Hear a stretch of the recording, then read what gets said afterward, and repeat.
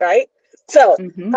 let's introduce you first, and then we'll introduce me. And girl, I'm so Yay! excited. I'm so excited.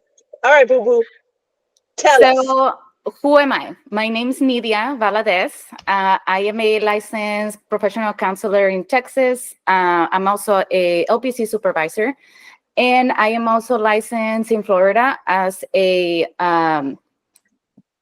virtual therapist. So, I can offer therapy services in Florida, but also I do relational coaching throughout the world.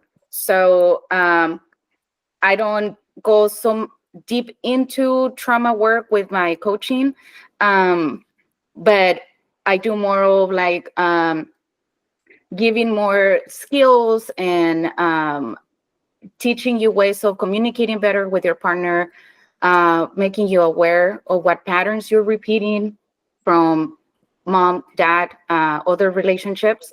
And I do that with people all over the world, like I said. So that's me. I am married. October 11th will be 11 years married. And yes, and I have two daughters, a 6-year-old and an almost 8-year-old. Her birthday is in exactly 7 days. So it's coming up. Yes, so that's who I am. I'm also a Reiki practitioner, and I also I don't know if there's a name for this, but I like to include intuitive indigenous practices in my sessions. So that means I may use some tarot cards to help deepen the work and processing feelings, and then indigenous practices would be saging. I have an altar in my office, and yeah, uh, I work a lot with my intuition. What's coming up in that moment for me? What do I notice the other person's going through? And I don't use it with everybody, only with people who are open to those things, or if they specifically ask me for that, then I will include those things, because I see it more of including spirituality in counseling, Yeah, which is important. But not everybody has a specific way of being spiritual, or maybe they just don't care about that. So I work with people where they are in that process. yeah. Yeah, and That in a that's nutshell. Girl, I didn't know that's you were who I licensed am. in Florida too.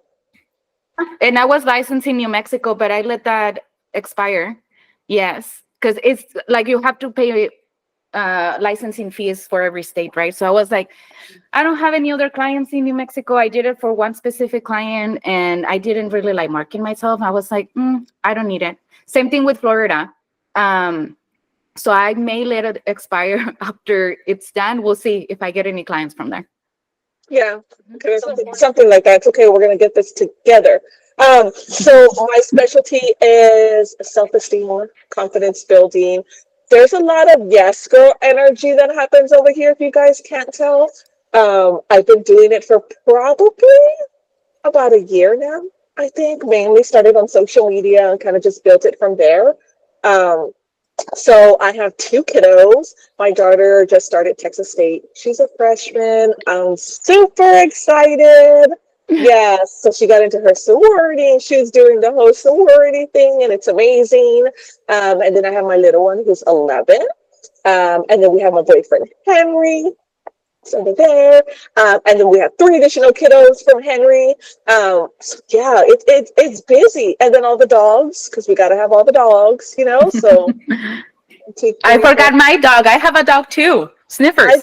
five kids and three dogs. That's what we do over here. Five kids and three dogs.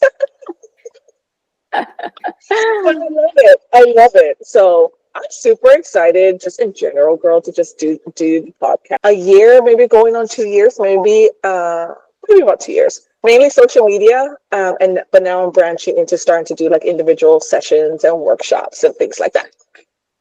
Well, and you did a workshop with me. I think was it last year? No, it was I think 2 years ago when you did it. I think it was I don't remember, but I think it was 2 years ago. That was Yeah. my that was my very first workshop because I was so nervous. I was so nervous, but I felt so safe in your space to be able to do it there. And so and that I think that kind of just broke free whatever fear I had.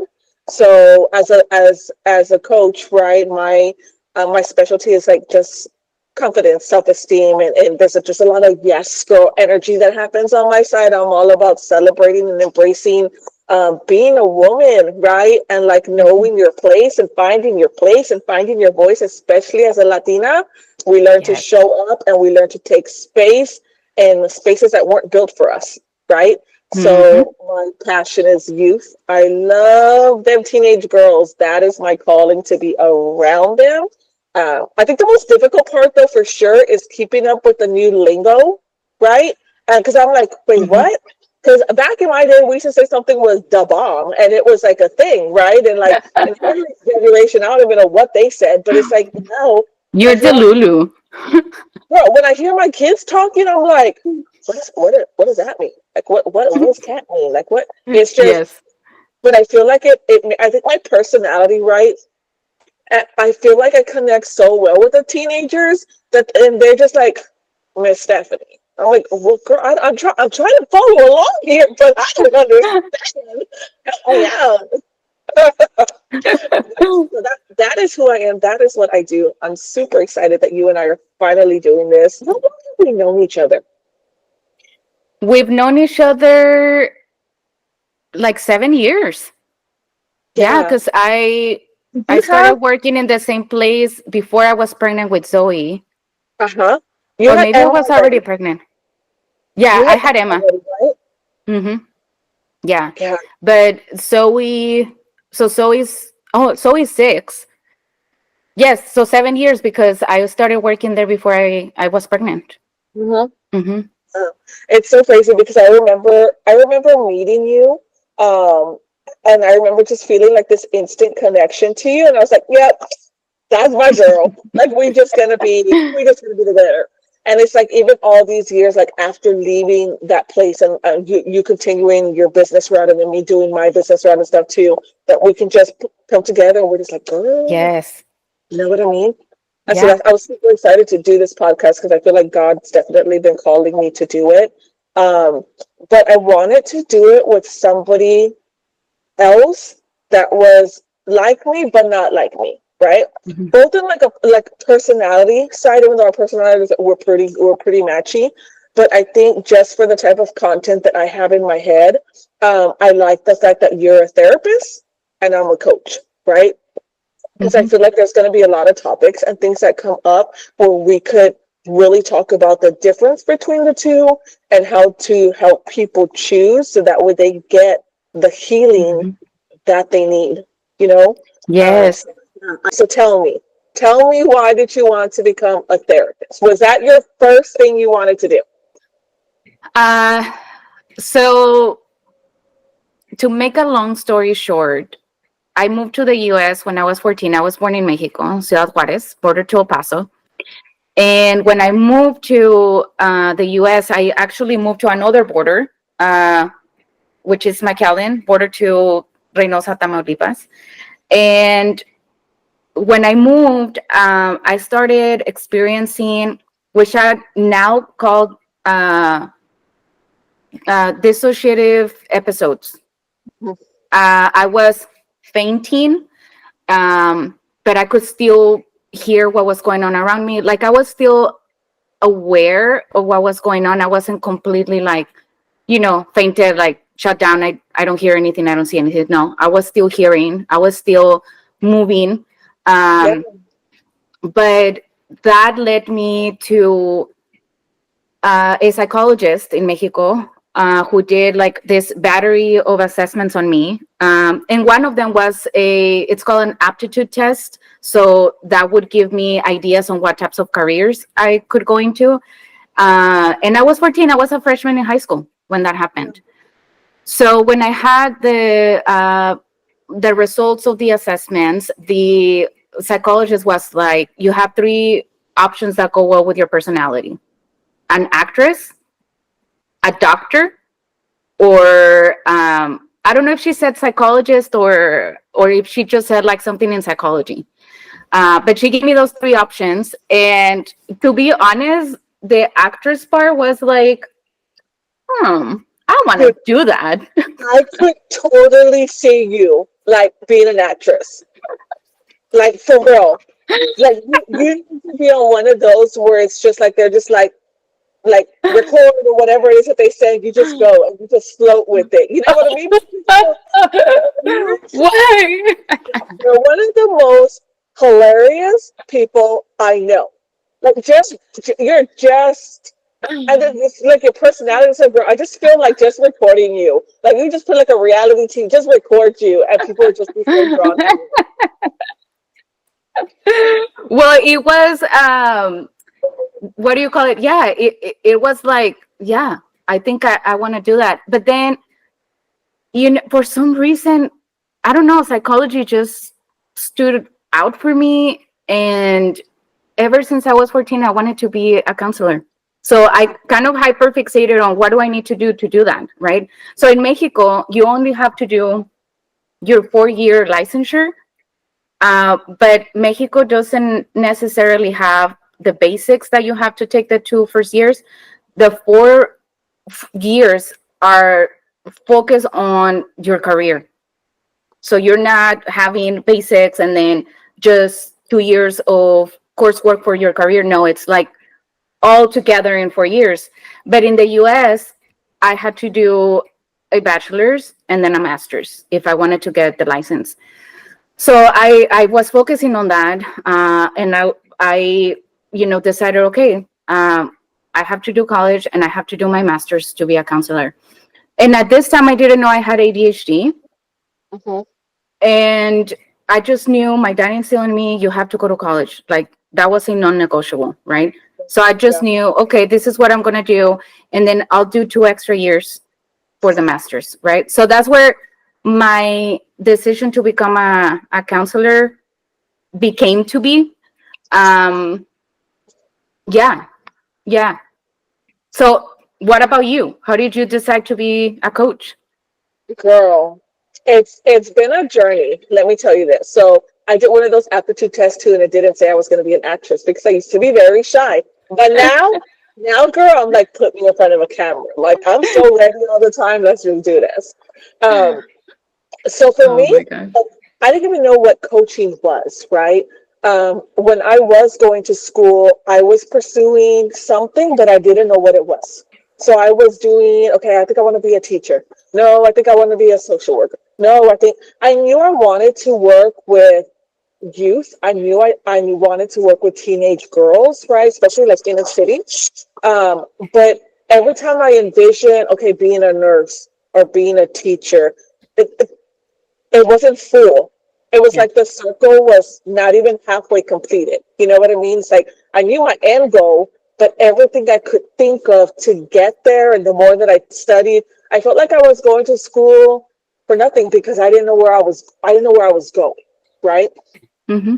So I stopped going to school and I went a different route. And then probably about 10 years ago, I found myself working in a counseling office, right? I was kind of just thrown into this admin position. I had never done anything counseling related, never been in that setup. I was originally contracted to do work with CPS, right? So I was visitation monitoring. Loved Okay. it, absolutely loved it. But I got thrown into this chaotic world. Okay. So, anyways, I start learning all the process of like, okay, now we're admitting and now the claims and all the lingo that goes along with like mental health counseling, right? And the more I stayed in it, because I still do that now, I still do billing now.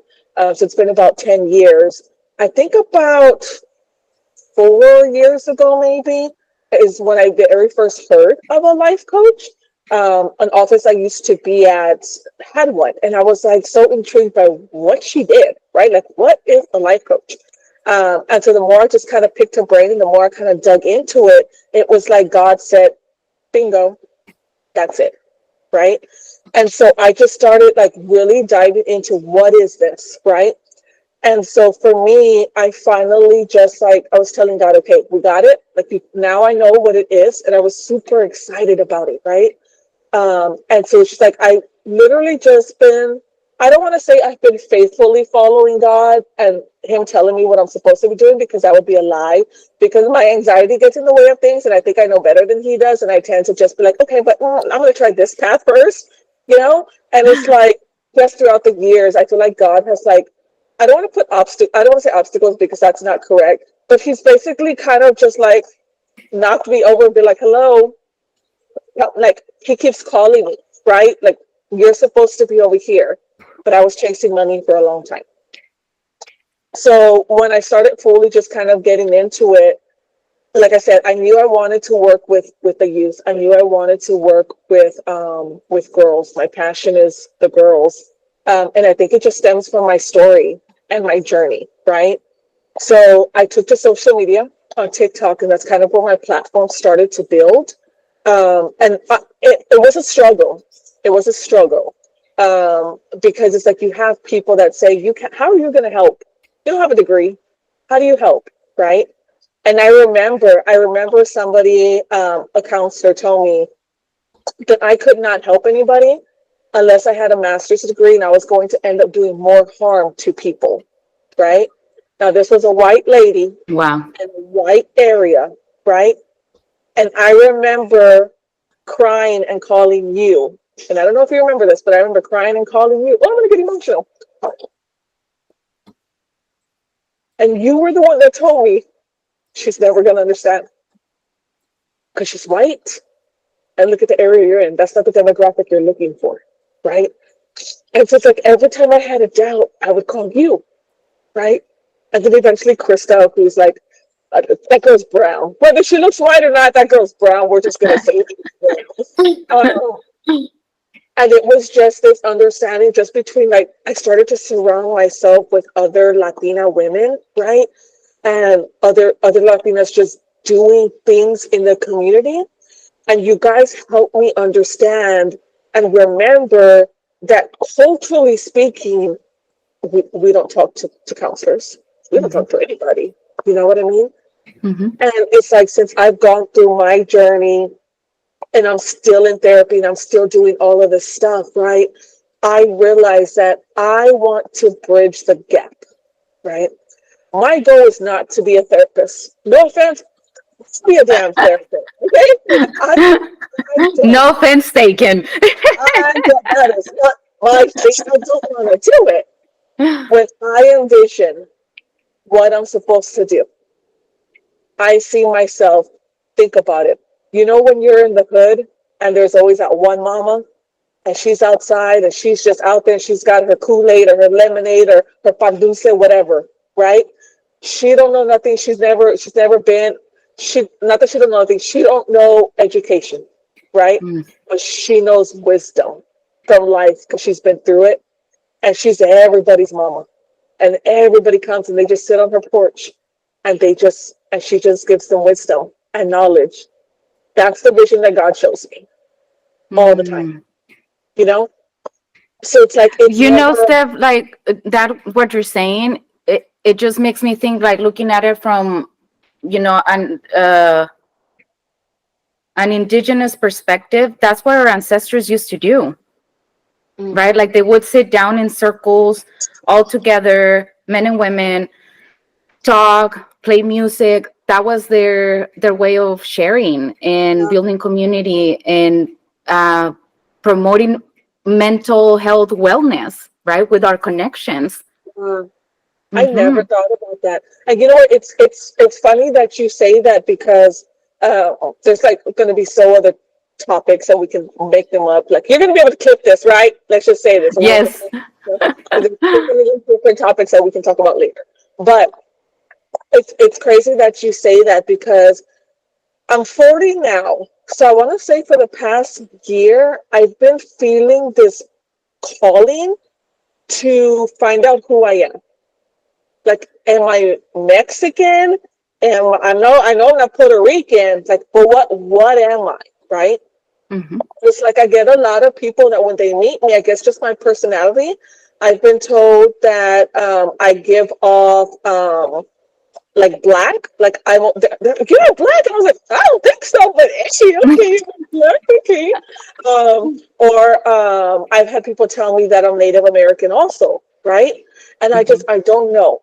I don't know, but I feel like this calling to find out and embrace my culture to truly take a dive into what I am.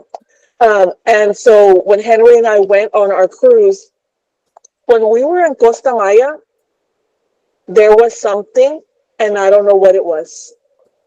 I felt Where is that? Where's Costa Maya? it's down, girl. I don't know. It's down. We were over there. We were over there. Okay, so I know we went to the Yucatan, and I didn't feel nothing at the Yucatan. But it's like an island girl. I don't know. Okay, it It's down says there. in the Caribbean coast of Mexico, Yucatan Peninsula. Okay, so it's south of Mexico. Yes, it's South Okay. America. Mm-hmm. Yeah. So being there, like the moment I got off, there was something. And when we did our excursions and stuff, I just kept feeling like the land was calling me. Mm-hmm. I don't know if that's weird, but it's just No, that makes sense. I like I miss it. I don't miss Mm-hmm. Yucatan because Yucatan I didn't feel nothing but like oh it was all craziness because we were just right there anyways. But Costa Maya. So I feel like this calling to just find out. Right. You know what I mean? Mm-hmm. So That's how my spiritual journey began. When my second was born, I was working with you at the private practice, and my grandmother passed away a week after my daughter was born, and that like unchained a chain of events, right? And that was the first thing that I felt like I was going through. I had this client that told me, and I'm never gonna forget because she told me, I picked you. This was a black client. She's like, I picked you because you're a woman of color, and I felt like we could, like you could understand me, right? yeah. And I kid you not, I was like, a woman of color. Oh shit, yeah, that's who I am. And then I came home and I told my husband, hey, like this is what my client said. And then he starts laughing and he's like, what did you think, you were white? And I'm like, well, when I'm picking through the list of race and ethnicities, right? Like, Why are they what just else like do I, right? What else where am I gonna pick, right? I'm gonna start saying I'm Native American because I would rather embrace that because I know I'm that. Well, and since then I know that I am indigenous, Oh, right? So yeah. part of me is indigenous because on my mom's side of the family, um, they're from the Raramuri community, which is or the Tarahumaras. They're an indigenous group in the mountains of Chihuahua. And this is a fun fact, but they are known for running barefooted, running marathons barefooted. And would you guess that I love running? Yeah. So that was the one of the first connections that I started making with my indigenous identity. And I was like, why did I get disconnected from this? And like even today, like my hair looks very light, right? Like I color my hair. And sometimes I struggle with that because I'm like, am I trying to hide who I am? But I'm wearing my shirts, right? Like, so I'm still going through that, like, do I have to look a certain way to know who Yeah. I am? Right. But I feel like that journey in itself, it's so healing because then you understand the patterns that have been passed down to you and connecting with your ancestors, understanding the struggles that they went through and what is running through your DNA. It's so important for healing, I think. For sure. How did you find out? Like, did you take one of those swabby tests or something? So during the pandemic, I was working at a emergency medical shelter in Louisiana, Mhm. but we didn't have the capacity. We had a big capacity for Yeah. people to be there, like maybe 1,000 beds, because it was at the convention center, but we didn't have nearly enough, or maybe it was more than 1,000. Maybe it was 10,000. It was a lot of people that we could host, but we didn't have, like, I think at the most we had 400 people. So we had a lot of time on our hands. And that's when I got medication. The first time I tried medication for ADHD. Yeah. So I had all this focus and nowhere to use it. So I started, I started doing my genealogy tree, and I had already taken the 23andMe swab to know more about my DNA. But that's what led me into knowing that one of my great grandparents was a Raramuri. So that's how I started like connecting with that part of myself. Yeah. Yeah. I'm so fascinated, and I definitely want to dive into it because it for so long, for so many years growing up, and I think now that I look back on it, I think it has to do with just my self-esteem in general, just how lost I was. Um, the thought of being a Mexican, oh, Hmm. right? And I think it's because obviously my self-esteem and how little I thought about myself, but also the world in which we live in, right? Where it's like, no, Mexicans are that, right? So for the longest time, I used to get offended, when people would tell me I was Mexican, because I was like, no, I'm Hispanic, I'm not a Mexican, I'm born here, right? But I never knew, well, what is a Hispanic? What does it Right. mean to be a Latina, right? Hmm. Like what is it, right? And so just like as I've gone through just my journey in general, like I said, just probably within the past year, I've really just been like I've started listening to like audio books by Latina or authors, Hmm. even like even books about like the Chicano lifestyle or like Hmm. the Dominican lifestyle, right? I just want to learn, because I just don't know. I feel like personality wise, I click with everybody. You know what I mean? Like you're like put me over here, and I'm like good, and I'm good to go with them. Put me over here, with people with color. People of color, I just and I just like I fit in, right? So I Hmm. feel like I'm like everywhere, and I'm trying to figure it out because I feel like yes, it is going to be absolutely healing for my journey. But it's also going to allow me to have that superpower, right? To be able to help other Latinas. Like, Right. who are we? Who are we? You know? Yes. And yeah, and I think I had a couple of thoughts, but I did take my medication today, so it stops me from interrupting. uh, but I think, oh, I had a question actually. What generation are you in the US? Do you know? I don't. I don't Okay. know. So my mother was born here, but I don't know anything about my grandparents. And I don't. I just don't have that relationship where I just could go out, and I feel like Yeah. I'd rather dig it up myself. Um, so Mhm. I don't know. And then my dad passed away when I was 10. So it's kind of the same thing with him, but that's just a different story. But yeah, so I don't know. I feel like I would have to swab and figure out because I don't know. I don't know. Yeah. I mean, because I think that's also another thing, right? Like, I think that's important to know. So you were talking about Hispanic and Latinas, and I often use them interchangeably, but I've come to find out that Hispanics are people who speak Spanish, but they could also be from Europe. And it's mostly used for people who speak Spanish in Europe, like from Spain, right? And Latinos are people who were born in Latin America, right? So that goes south of Mexico. It can be Brazil, it can be Portugal, right? They don't necessarily speak Spanish, but they're Latinos. And that also helped me Yeah, because then I was like, well, yeah, I can use it um, interchangeably, even though I wasn't born in Spain or in Europe. my ancestors are from there too. I have 60% um, European. I think specifically Spaniard, it's a high percentage, but I have other parts of Europe. And then the other 40%, 35% of it is indigenous from Mexico. And then the other small percentage, it's like divided in different things, Yeah. which a lot of us share similar things, right? Yeah. But yeah, so that was the other thought that I had.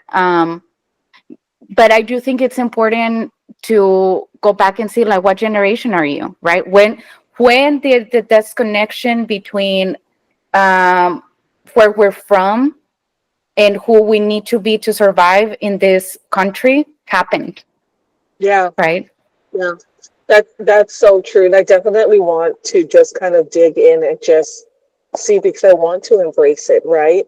And it's like, even at that too, like growing up, um, I learned Spanish from school, right? Because that's like mainly, Oh, I didn't know that. yeah, I learned Spanish from school, just, I guess, kiddos talking to me. I don't really remember, because there's like lots of gaps in my memory. But I Mhm. do remember that part. And I do remember, out of my siblings, I was the only one who knew Spanish. So I remember, like, my mom and dad, if we were going to do something like fun, like let's say we're going to go get pizza or something, they would say it in Spanish. And then I would be the one to go like at the door like this. And then I would run and like tell everybody that's what we were going to do, right? But over the years, I guess like after my dad passed away, or somewhere along the way, I don't know if it was before my dad passed away or after my dad passed away, I just stopped. Like, I guess I don't know if the schooling, there wasn't a lot of Spanish going on. I don't remember, because I have gaps. So it's like Did your now dad speak Spanish? he spoke Spanish. Mhm. Okay. Spanish, yeah. Um, but it's like now it's part of it where I'm trying to embrace it, right? Hmm. And so it's like I understand Spanish, but to speak it, I feel like I can have a conversation to a point, but it's like I get stuck on certain things. Yeah, I think I got diagnosed before you with ADHD and PTSD, and then you got diagnosed shortly after, I think. yeah. So we've I had think that, uh, what do you call it, journey, like, together. yeah, finding out together. Yeah, because originally Hmm. my diagnosis was just depression. And it wasn't until I met that psychologist and then I went to him and he was like, yeah, no, like all of this is umbrella under PTSD. Yes. Yeah. That was Uh-huh. like what blew my mind, because he's like, he's telling me like I have PTSD, right? And I'm like, I don't agree with that. He said, well, Oh my you're, God, he told you too. I think that's yes, how I went, because after you, I was like, wait a minute. Yeah. yes, And because he was like, you have all these things. And I'm like, but I think that's anxiety. And he's like, okay, but you're irritable. When are you irritable? And I'm like, well, it's only with my mom. He's like, but your mom lives with you. So yeah, you're irritable the whole time. And I'm like, you're right. And then he gave me like other pointers, right? That's the one that stayed in my mind, but he gave me other things. And I was like, oh my God, all this time I've been putting all my symptoms in different boxes, right? And I'm a therapist, like, how do I not know this, right? yeah, um but then when he told me, and then he told me the difference between the symptoms of ADHD and the symptoms of PTSD, and how there's certain things that don't overlap, and that's why he made that decision, I was like, wow, you're telling me that my life could have been a little bit easier if I had been diagnosed earlier in life. I Wow. feel like that, you saying that, I feel like, 'cause I have gaps in my memory, right? But I feel like you saying that, it kind of brings up like a feeling where I felt like that too, where it was kind of, it was this thing of like, I suffered for so long when I couldn't, like, I could have just did, you know, that's kind of Right. a feeling that's coming up a little bit. And I didn't get my ADHD diagnosis then. Um, Oh, okay. I got it later on. I got it probably, I think I got my PTSD diagnosis probably about 5 or 6 years ago. And the ADHD diagnosis has been recent, probably within the last 2 years. So I don't know if Oh. maybe my symptoms were active then. Like I wasn't, I don't know. I don't know. But it wasn't until like 2 years later, Krista, when she was in her school, school counseling school, whatever, she was the one that was like, girl, she's like, you. And I was like, no. She's like, oh. And we mask it so well, right? Because I remember sitting with you at the office when you were working on billing, and I'm like, man, this girl is like so organized, and she has all these notes on all these things, but we mask it because it makes us feel like crap, right? Like, how come I can do this or I can do that? Um, and then we develop the symptoms, but we don't show people our struggle. We just struggle in silence. Yeah. And you know what? It's crazy because looking back at where I was at that time when we were at that practice, when I got the diagnosis of ADHD, one big thing that came to my head was first, okay, remember how I used to stay there really late with you? Mm-hmm. And it's like you were, and I was there all day, Yes. morning to the nighttime, right? Yep. Because I was still working. And when I got the ADHD diagnosis and then I got put on medicine, I remember like the first thing was telling my psychiatrist, it's like, is it supposed to be this quiet? Like there's no like, is this what normal brains like? There's nothing happening in here, you know? Right. And she's like, yeah. And so it's like when I first started taking it, I realized my work, I was like, boom, boom, boom, boom, boom. And it was just, things were just getting done to the point where I was like, when I was done and it was like midday, I was like, what did I forget? Right? Mm-hmm. So it's like the first thing that came up for me was all that time I wasted, Mm-hmm. all that time I wasted at the office, and I was struggling with ADHD.